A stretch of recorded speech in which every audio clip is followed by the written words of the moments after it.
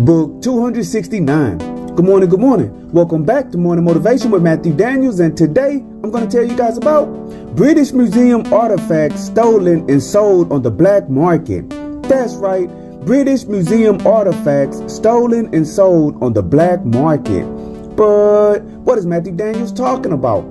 A long time ago, in an area of the earth that we call Britain today, a very large and well-renowned museum called the British Museum made a shocking announcement that someone had been stealing artifacts from their collection and selling them on the black market. According to official museum records, no one was ever caught and charged with this crime. However, there is evidence that this theft and illegal sale of artifacts has gone on for several years.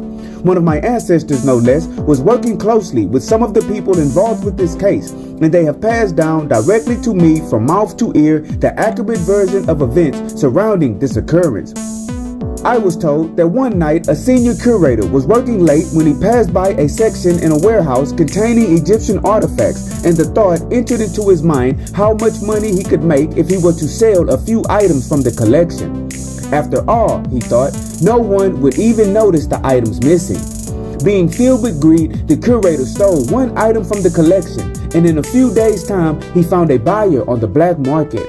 This one sale earned him $25,000, and the amount was large, and he was hooked on the easy money.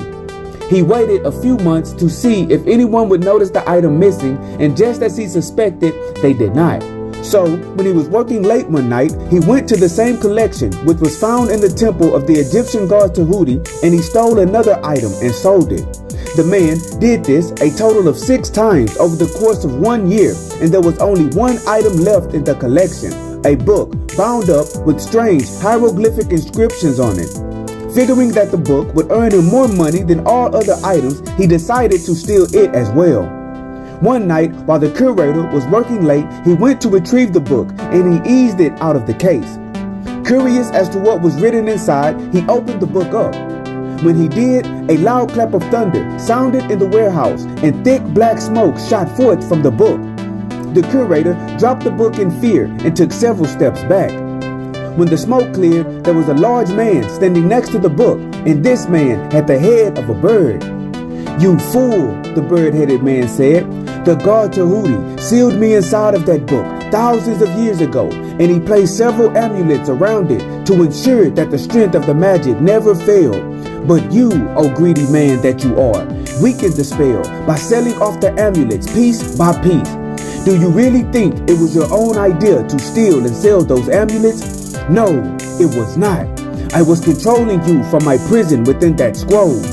Now I have been loosed from my prison, and I shall make the earth pay for what Tahuti did unto me, and I shall begin by getting my revenge with you."